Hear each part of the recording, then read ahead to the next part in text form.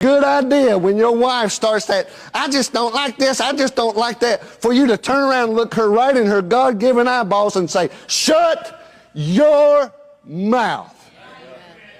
Just shut up. But if you're the man you ought to be, you'd have been doing that all along. You're supposed to lead your house. You're not supposed to follow her. You know, I've been married for 20 years, and in 20 years of wedded bliss, I've never looked at my wife in her God-given eyeballs and said, shut your mouth. Just shut up. I never have. You know what's interesting about this? You can hear women in the audience saying, hey, man, there's men too, yeah, but you also hear women like, yes, I need to be told to shut my mouth. Here's what I've learned. Early in my marriage, I learned everything my pastor says don't apply to my marriage. I used to, whatever my pastor said, I'd be like, Liz, pastor said. She said, I'm not married to pastor. You know what? You right. All right. And my pastor was a good pastor. He was smart. He was intelligent. But what worked for his marriage worked for his marriage. Okay. Now, let me also say this. Just because somebody's a pastor doesn't make them qualified to be a marriage counselor. Some people who are pastors aren't qualified to be that. Be that as it may. I want to ask you women a question. Do you want to be led by a man who tells you to shut your mouth, looks at you in your God-given eyeballs and says, shut up? Do you want to be led like that? My wife doesn't. My wife doesn't. I wonder if other wives do. Other men. Do y'all tell women, do you look them in their God-given eyeballs and say, shut your mouth? Just shut up. There's more than one way to lead. There's more than one way to lead. That's all I'm saying. I got 25 years ago, shut your mouth. Because you know what? You should have been screaming and yelling the day it happened. That's what the Bible says. And if you weren't screaming and yelling the day that it happened, then shut up. You are not allowed to get physical with your spouse. And look, I do not have to get my wife. I'm not saying that your husband should slap you down, but if your husband slaps you down and you call the cops, you're evil. A question I asked on here recently is, what did your experience in the Black church teach you about society's relationship to and understanding of women? Here's what Black women had to share about their experiences. That in order to be considered a good Christian woman, I had to shrink myself in every way possible. Intellectually, emotionally, spiritually, physically. That to be the right kind of godly woman, and you wanted to be the right kind of godly woman, you had to shrink. You couldn't be, outspoken. You couldn't be loud. You couldn't be strong. And I felt like I had to kind of shrink a little bit to do that. Pretty much that my sole purpose in life is to be owned by a husband. That's my purpose. I'm supposed to get married to a man, have some kids with that man, and pursue whatever God's purpose is for that man. That my place was behind a man, even if I was smarter or more capable than him. It taught me that, my voice didn't matter. It did not matter what I wanted. I was not going to be allowed a thought unless a man allowed me to think it. That women were dirty and subservient to men. It's one of the many reasons I left. I just didn't fit. I had no desire to mutilate myself so that I could fit into a construct that suggested to me, simply because I did not straighten my hair, walk a certain way, or dress a certain way, I could not be classified as a real woman. That I'm a thing, or I'm something to be owned or had, or conquered, or Wow. laid on top of, honestly. I was picked apart piece by piece, from the top of my head to the bottom of my feet, with anybody in that environment having something to say about my physical appearance, because I wasn't a real woman.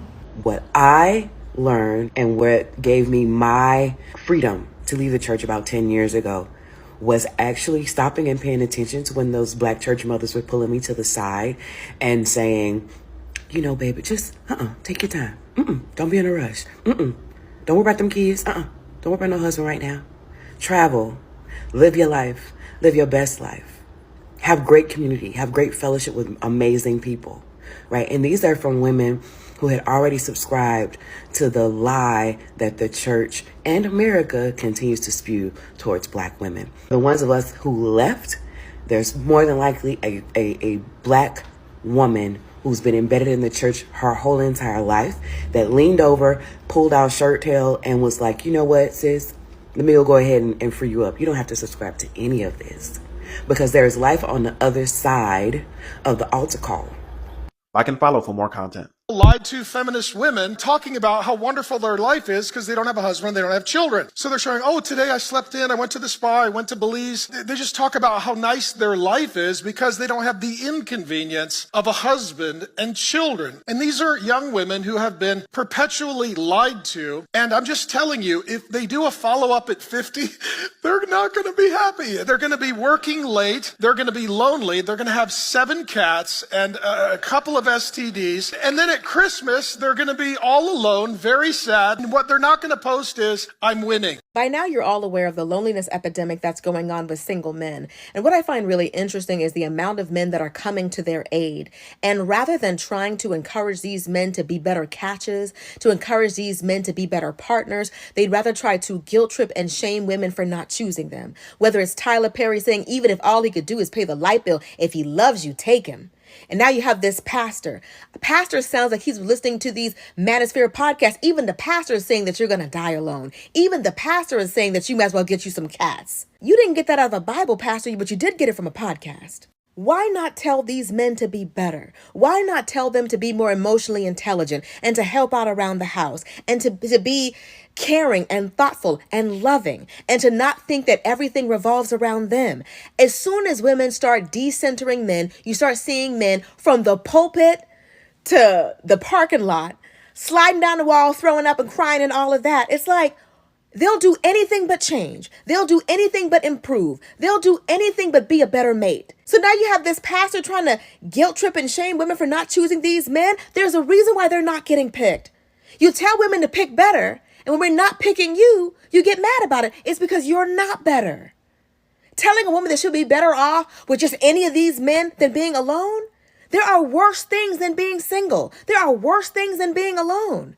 The worst thing is actually being with somebody that makes you feel alone. But here they are from the pulpit pushing on you. You know what? You better get somebody because you're getting older. So is he. And if he's worried about being older and being alone, then he better step it up. I'm not even a single woman, but it's exhausting to me the amount of people that don't believe that you can be single and be happy.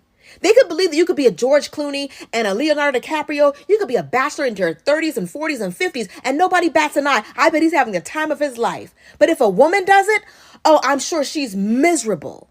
Not every woman is built for that. Not every woman wants that. But she's selfish if she doesn't choose that, because her life is all supposed to be about service and servitude to some dusty man.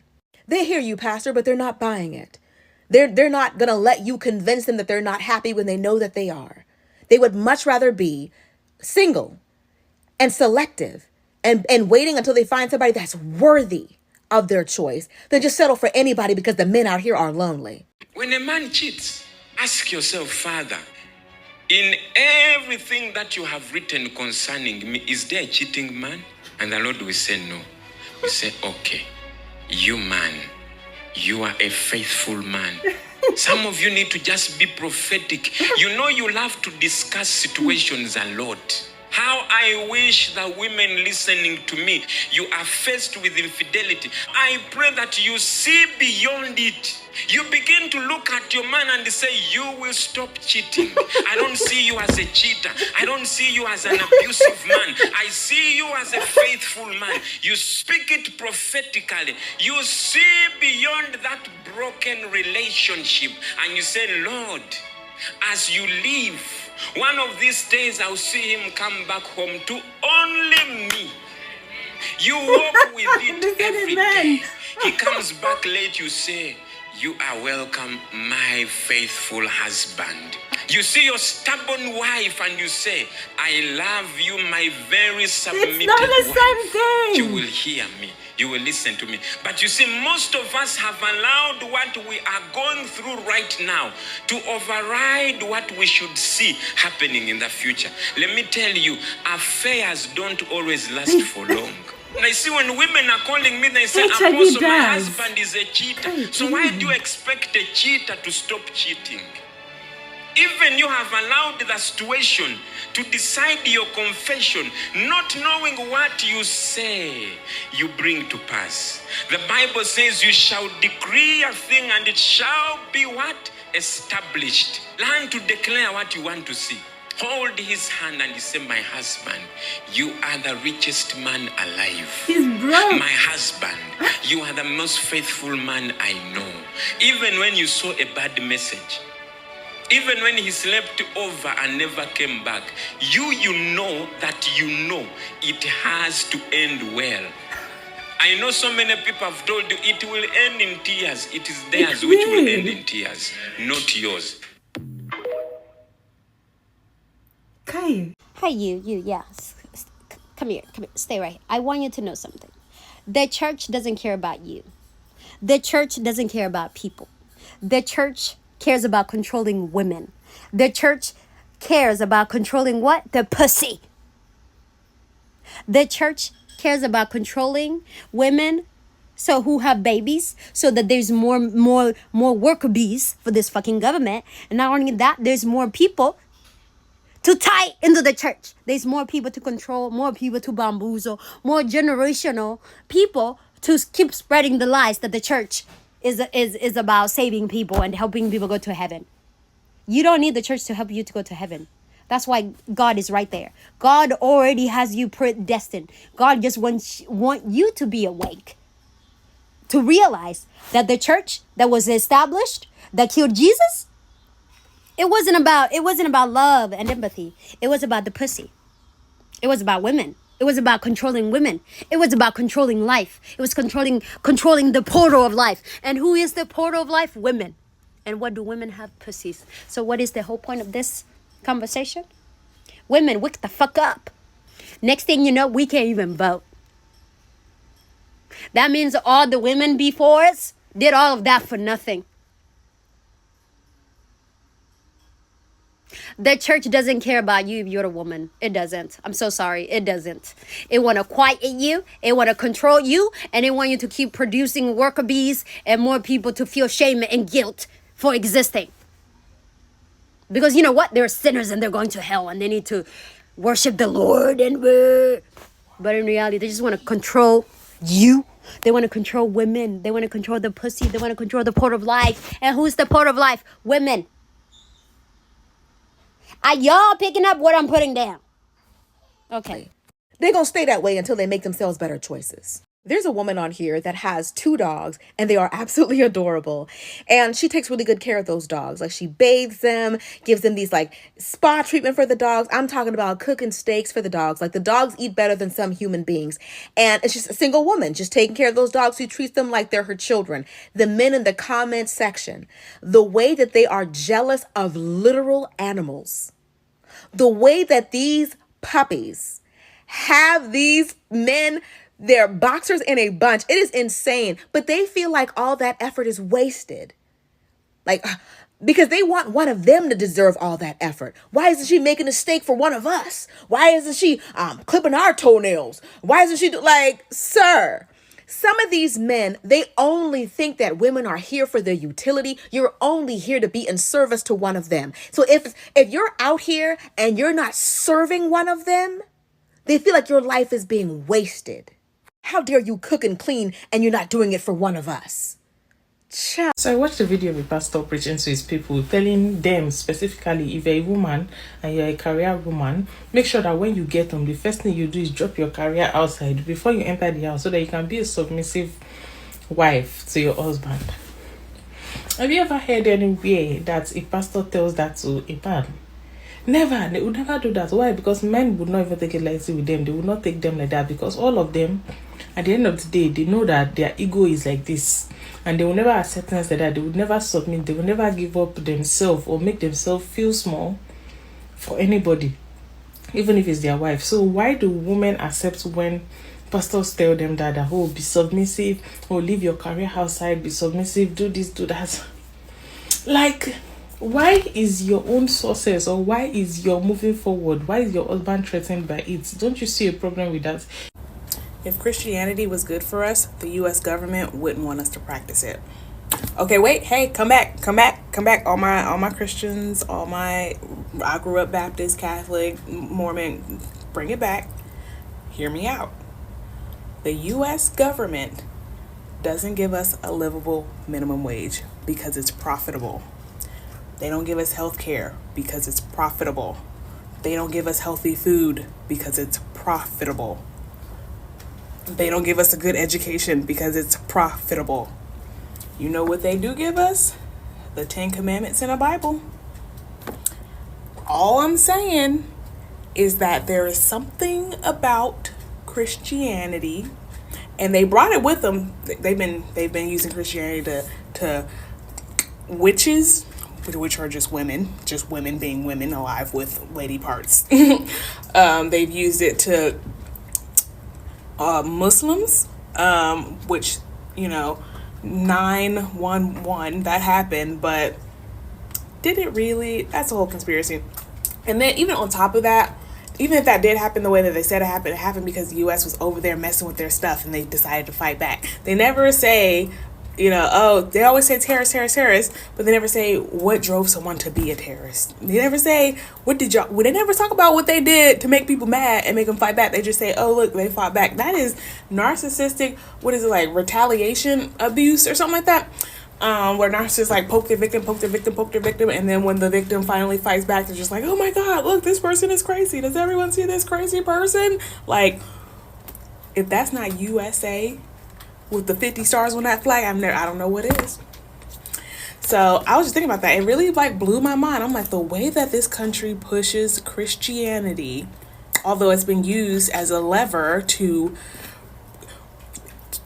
pillage, destroy, steal, it's been used as a weapon. It's only been used as a weapon for all of history since it's been created, to my understanding. Maybe I haven't gone back far enough, but I've gone back pretty far, from the beginning of obviously the US, but even before that, it's had different versions, and all of the versions, people were hurt.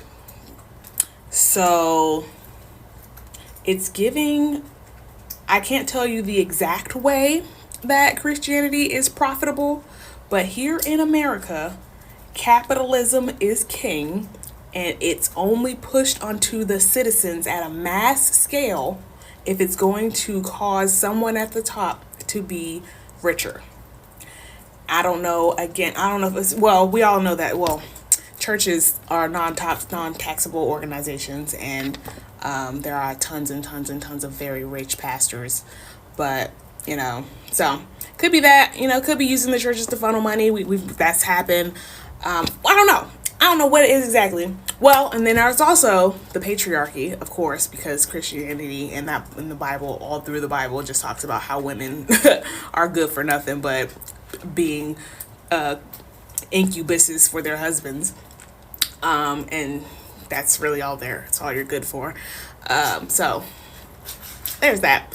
But think about it. If the U.S. government could not make money off of Christianity, they wouldn't tell us to do it. The end. For now. Women are the kind of people that people come out of. So you just think they're meant to have babies. That's it. They're just a vessel. No, it doesn't take any talent to simply reproduce biologically. The wife and mother, who is the chief executive of the home, is entrusted with 3 or 4 or 5 eternal souls. I'm here as a working journalist, and I'm a mom of 3. Good for you. Is that an issue for you? No, it's not automatically an issue. Christ Church senior pastor Doug Wilson is the leader of a Christian nationalist movement that believes in a patriarchal society where men are dominant and women are expected to submit to their husbands. Josh and Amy Prince, along with their 4 kids, moved from Washington State to Moscow, Idaho, where Wilson's movement is based. Do you see Amy as your equal? Yes and no. In the sense that we're both saved by grace, we're absolutely on equal footing. But we have very different purposes, God-given. But do you see yourself as the head of the household, as the man? He is the head of our household. Yes, and I do submit to him. So moving here was ultimately your decision. Yes. That's a great example. Wilson says in his vision of a Christian society, women as individuals shouldn't be able to vote. His fellow pastors Jared Longshore and Toby Sumter agree. In my ideal society, we would vote as households. And I would ordinarily be the one that would cast the vote, but I would cast the vote having discussed it with my household. But what if your wife doesn't want to vote for the same person as you? Right. Well, then that's a great opportunity for a good discussion. There are some who have gone so far as to say that they want the 19th Amendment repealed. I would support that. And I'd support it on the basis that the atomization that comes with our current system is not good for humans. And Wilson, a veteran himself, is unapologetic about his view that women shouldn't be in certain leadership or combat roles. Looking at the leadership page for Christ Church, it's all men. Do you accept women in leadership roles in the church and in government? In the church, no. Why? Because the Bible says not to. Well, that's not what happens in the Bible. Women do lead all the time. Progressive faith leader Reverend Jennifer Butler is concerned about Wilson's growing influence. He is rapidly gaining in power. He has hundreds of churches established around the country. They actually literally want to take over towns and cities, and they have access to this administration. Wilson's highest level connection to the administration is Defense Secretary Pete Hegseth. It's not organizationally tied to us, but it's the kind of thing we love to see. For his part, Hegseth has publicly praised Wilson. Now we're standing on the shoulders of a generation later